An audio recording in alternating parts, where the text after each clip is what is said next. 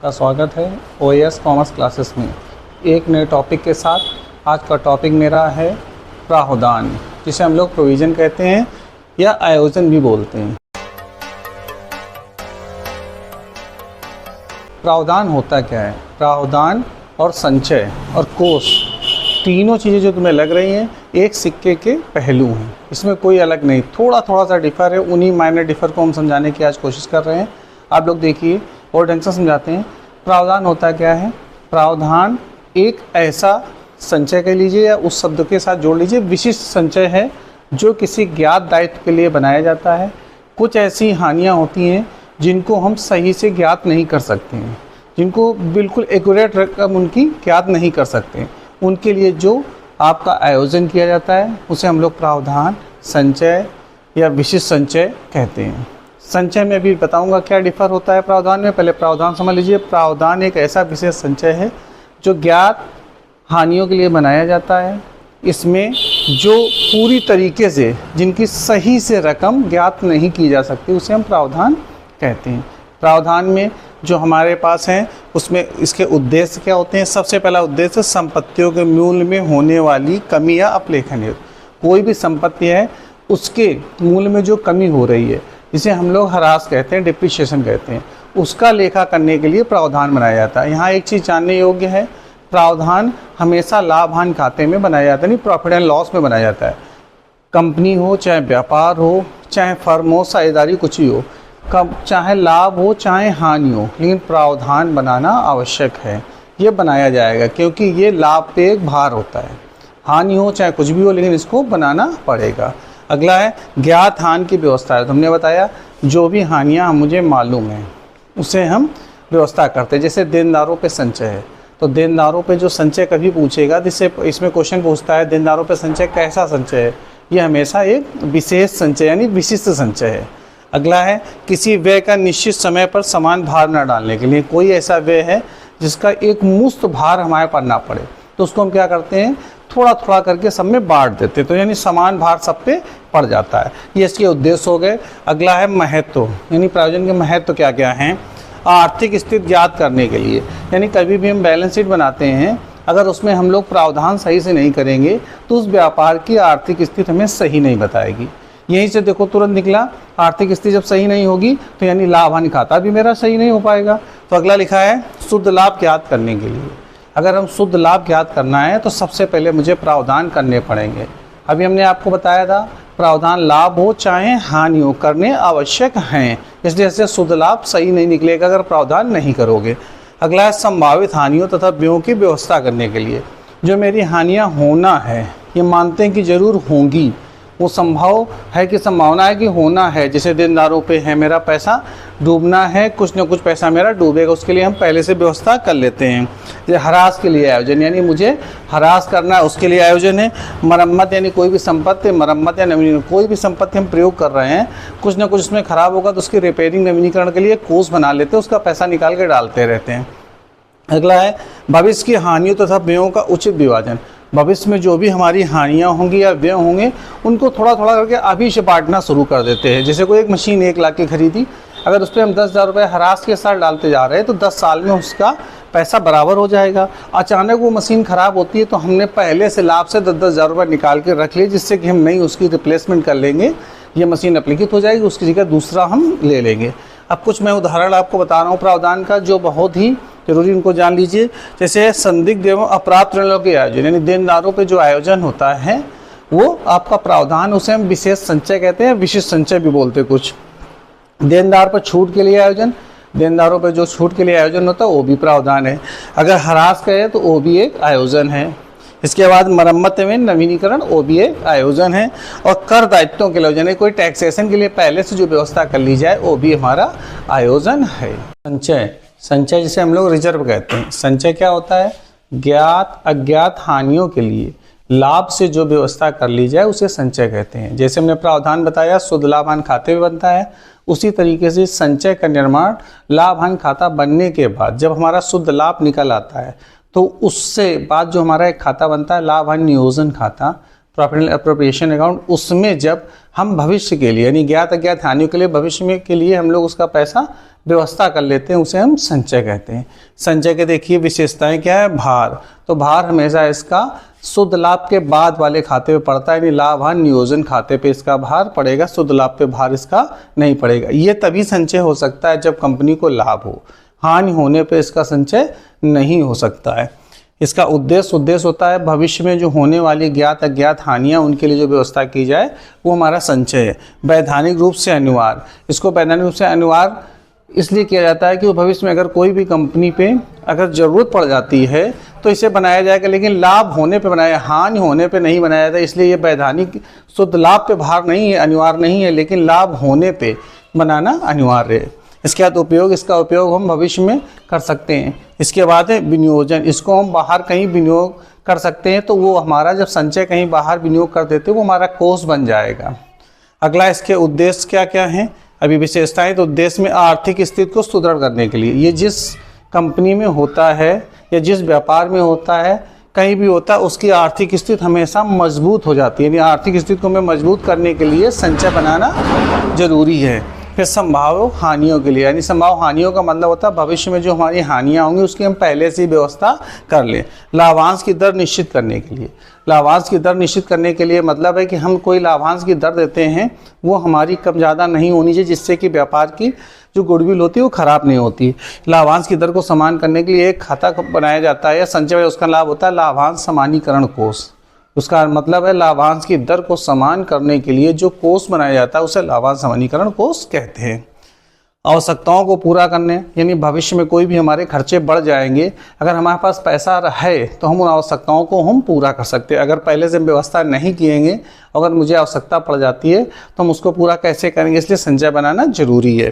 फिर स्पर्धा से रक्षा करने के लिए, कभी कंपटीशन बढ़ गया, कोई दूसरी कंपनी मार्केट में आ गई, तो उससे कैसे आप आगे निकल पाओगे, उसके लिए हम पहले से पैसा व्यवस्था किए होंगे तो अपने नए नए टेक्निक का प्रयोग करके उससे हम कंपटीशन या प्रतियोगिता कर सकते हैं। कार्यशील पूंजी में वृद्धि करने के लिए, जो हमारी कैपिटल है यानी वर्किंग कैपिटल जो व्यापार में लगी हुई है, जब हम उसे पैसा निकाल के रख लेंगे तो उसमें वृद्धि करेंगे, जिससे कि हमारा व्यापार बढ़ जाएगा।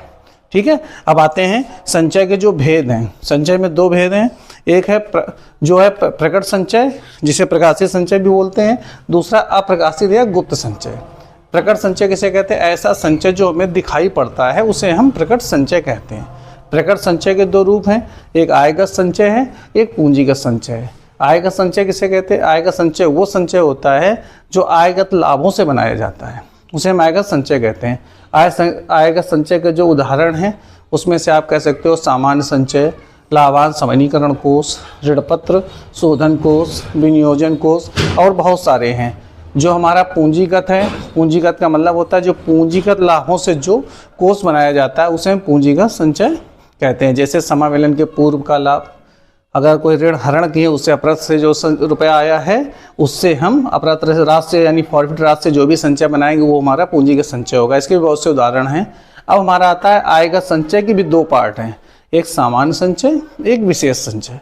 सामान्य संचय क्या होता है, सामान्य संचय होता है कि जिससे कि व्यापार की कोई भी हानि हो उसको पूरा किया जा सके, आयगत हानि, पूंजीगत नहीं, आयगत हानि का जिससे पूरा किया जा सके उसे हम सामान्य संचय कहते हैं।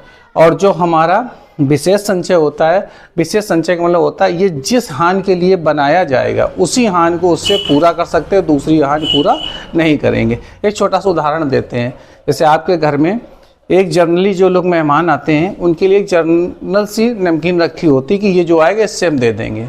अगर आपके मामा खिन से या आपके यहाँ कोई जीजा या कोई फूफा ऐसे जो रिश्तेदार अच्छे रिश्तेदार आते हैं तो उनके लिए एक अलग से स्पेशल और नमकीन दी जाए, क्योंकि वो बता दी कि ये स्पेशल लोगों के लिए ही है।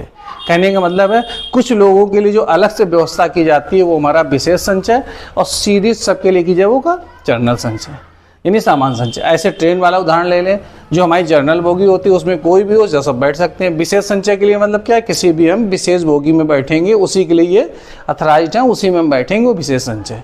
कहने का मतलब है कोई चीज़ किसी संचय स्पेशल संचय बनाया जाता है, जैसे देनदारों पे संचय है, ये विशेष संचय है, क्योंकि हमें देनदार की हानि उससे पूरी करनी है और कोई पूरी हानि पूरी नहीं करती।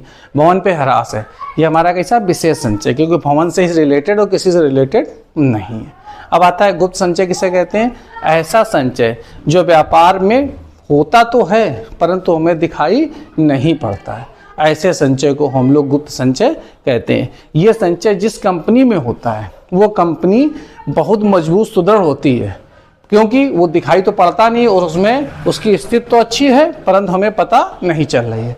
तो गुप्त संचय ये अधिकतर बैंकिंग कंपनियां और बीमा कंपनियां बनाती हैं, जिससे कि व्यापार में अचानक कोई हानि हो जाए, जिससे कि वो हानि को उससे वो पूरा किया जा सके, उसे गुप्त संचय कहते हैं। आयगत संचय और पूंजीगत संचय। गुप्त संचय के कुछ मैं उदाहरण दे रहा हूँ। आयगत संचय के हैं सामान्य संचय। आयगत संचय होगा तो सामान्य संचय बनेगा। लाभांश समानीकरण कोष है और ऋणपत्र शोधन कोष है, विनियोग करते संचय है। यानी ऋणपत्रों को शोधन करने के लिए जो कोष बनाया जाएगा वो आयगत संचय होगा। इसी तरीके से पूंजीगत संचय। पूंजीगत संचय कैसे निर्माण होता है? समामेलन के पूर्व का लाभ है। अगर जो समामेलन हम करते हैं कॉर्पोरेशन कंपनी को होता है, उसके पूर्व का जो लाभ होता है वो पूंजीगत संचय होता है और जो बाद का लाभ होता है वो आयगत संचय होता है। स्थायी संपत्ति को बेचने से लाभ, कोई भी स्थायी संपत्ति अगर बेचेंगे उससे जो लाभ होगा हमारा वो पूंजीगत संचय होगा। फिर लिखा है अंश का प्रीमियम हो चाहे ऋणपत्रों का प्रीमियम, अगर जो भी अंशों के निर्गमन से हमें प्रीमियम प्राप्त होगा और जो ऋणपत्रों के निर्गमन से जो हमें प्राप्त होगा उसे हम पूंजीगत संचय कहेंगे। अंशों के हरण पे होने वाला लाभ जो होता है वही पूंजीगत संचय होता है। व्यापार को खरीदने पर, कोई भी व्यापार अगर हम खरीदते हैं उसमें अगर मुझे लाभ होता है तो पूंजीगत संचय, अगर वो हानि होती है तो वो ख्यात के रूप में जाती है। जैसे कोई बिजनेस हमने खरीदा, अगर 1 लाख का खरीदा और हमें 80,000 रुपये की संपत्तियां मिले, 20,000 रुपये जो चला गया वो मेरी ख्याति हो गई, गुडविल हो गई, वो पूंजीगत हानि एक तरीके से हो गई। लेकिन यही हमने 1 लाख रुपये व्यापार खरीदा, मुझे 1,20,000 रुपये की संपत्तियां मिल गई, जो 20,000 रुपये का प्रॉफिट वो पूंजीगत संचय मेरा हो गया। ऋणपत्रों का शोधन बोला, ऋणपत्रों का जब हम शोधन करते हैं, किसी को 1 लाख रुपए के ऋणपत्र पेमेंट करने हैं, अगर वो बाय द वे 90,000 रुपये लेने के लिए तैयार हो गया, जो 10,000 रुपये मेरा बच रहा है वो पूंजीगत संचय है। इसी तरीके गुप्त संचय का निर्माण कैसे होता है, बहुत ढंग से सुन लीजिए। गुप्त संचय हमने क्या बताया था? ऐसा संचय जो बैलेंस शीट में होता तो है किसी कंपनी की परंतु वो दिखाई नहीं पड़ता, उसे गुप्त संचय कहते हैं। बनता कैसे? सबसे पहले लिखा है दायित्वों को अधिक मूल्यांकन करके, यानी दायित्व जो हमारे दिए हैं उनको हम बढ़ा के दिखा दें, या जैसे अदत्त व्यय उनको हम बढ़ा दें, लेनदार बढ़ा दें, या कुछ ना कुछ करके हमारे जो है दायित्व को उनको हम बढ़ा दें, हमारा गुप्त संचय बन जाएगा। संपत्तियों को कम मूल्यांकन, यानी संपत्तियाँ जितनी उसको हम कम मूल्यांकन कर दें, यानी ह्रास ज़्यादा लगा दें। या कोई संपत्ति है उसको हम लिखें ना, पूर्णदत्त व्यय को लिखें ना, ख्यात का मूल्य हम कम लिख दें। इस कंडीशन में संपत्तियों का मूल्य को क्या करना, मुझे कम करना है। और पूंजीगत जो व्यय होते हैं उनको अगर हम आयगत व्यय मान लेंगे, उससे भी हमारा संचय जो होगा गुप्त संचय का निर्माण हो जाएगा। गुप्त संचय का एक थोड़ा सा उदाहरण समझते हैं। गुप्त संचय इस तरीके से मान लीजिए एक तराजू है, इसके 2 पल्ले हैं, इधर ये दायित्व है, इधर ये संपत्ति है। अगर इसको जब हम कम करेंगे तो तराजू मेरा ये लटक आएगा, तो इससे हम जो चीज़ तोड़ पाएंगे वो हमारा गुप्त संचय हो गया। इसको फिर हम ज़्यादा इसमें कुल रख देंगे तो फिर ये लटक जाएगा, फिर हम तोड़ लेंगे। यानी मेरे दोनों पल्ले ये कैसे होने चाहिए, ये हमारे पल्ले दोनों बराबर होने चाहिए। इसको जब मैं झुकाऊंगा उससे मैं तोड़ लूँगा, जो तोड़ के रखूँगा वो मेरा गुप्त संचय होगा। इसको कम कर दूंगा तो ये मेरा लटक जाएगा, तो तोड़ लूँगा। इसमें अगर मैं ज़्यादा रख दूंगा तो ये लटक जाएगा, तो मैं तोड़ लूँगा। यानी कहने का मतलब दायित्वों को ज़्यादा कर दोगे तो हमारा गुप्त संचय का निर्माण हो जाएगा, संपत्तियों को कम कर दोगे तब भी हमारा गुप्त संचय का निर्माण हो जाएगा। पूंजीगत व्यय को आयगत मान लो तब भी निर्माण हो जाएगा। अगला है हमारा टॉपिक जो है कोष है। कोष किसे कहते हैं? जब हम लोग कोई पैसा संचय करते हैं, आयोजन नहीं, संचय वाला। आयोजन का तो वो खर्चा होना है, संचय करते हैं उसको अगर हम घर में रखे रहते हैं, यानी घर में का मतलब है कंपनी में ही रखते हैं, तो उसे हम संचय कहते हैं। कोष का मतलब होता है अगर वो पैसा हम कहीं बाहर विनियोजित कर देते हैं, कहीं लगा देते हैं, वो हमारा क्या बन जाता है, कोष बन जाता है। यानी जब पैसा घर में यानी व्यापार में रखा है तो संचय, उसी को पैसा कहीं विनियोजित किसी प्रवृत्तियों में कर देते हैं बाहर, तो क्या बन जाता है मेरा कोष। फंड भी कहते हैं इसको। इसमें 2 प्रकार के होते हैं, संचय कोष और शोधन कोष।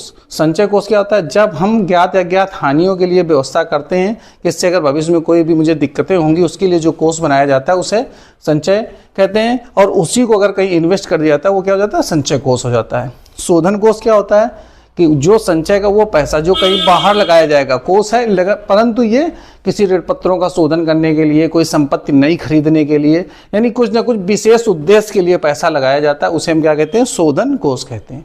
ये 2 प्रकार के होते हैं, संचय शोधन कोष, असंचय शोधन कोष। संचय शोधन कोष क्या होता है? जब हम कहीं पैसा बाहर लगाते हैं और हमें उस पर ब्याज मिलता है, वो ब्याज उसी में वो इन्वेस्ट हो जाता है। परंतु मान लीजिए किसी वर्ष हमें ब्याज नहीं मिला, तो अगली साल मुझे वो ब्याज मिलेगा, तब इन्वेस्टमेंट हो जाएगा। अगर संचयी है तो वो ब्याज मुझे दोबारा उसमें मिलेगा और जुड़ेगा। असंचयी में क्या है, जिस वर्ष ब्याज नहीं मिला है वो अगले वर्ष अगर ब्याज में नहीं मिलता है तो उसमें वो इन्वेस्ट नहीं होगा, यानी उसी साल का ब्याज मिलेगा। लाभ होता है तो मिलेगा, अन्यथा नहीं मिलेगा। संचयी का मतलब है कि हमारा ब्याज उसी में इन्वेस्ट हो जाएगा। अगर इस साल नहीं मिला तो अगली साल मिलेगा, तब भी हमारा उसमें जुड़ जाएगा। असंचयी में ऐसा नहीं होता है। तो आप लोगों को आज ये टॉपिक, 3 टॉपिक मेरे मेन रहे, एक प्रावधान रहा, एक आपका संचय रहा और एक कोष रहा। उसी के अंदर मैंने बहुत सारी बातें बताई। इनको आप ढंग से इस वीडियो को देखिए, इनसे बहुत चीज़ें आप सीखोगे। टीजीटी पीजीटी में एक क्वेश्चन जरूर इससे आता है, संचय, प्रावधान और कोष से। गुप्त संचय, पूंजीगत संचय, आयगत संचय बहुत कन्फ्यूजन करते हैं, इनको करिए। अगर आपको मेरा ये वीडियो अच्छा लगा हो तो इसे लाइक करो, शेयर करो, ज़्यादा से ज़्यादा कमेंट कीजिए।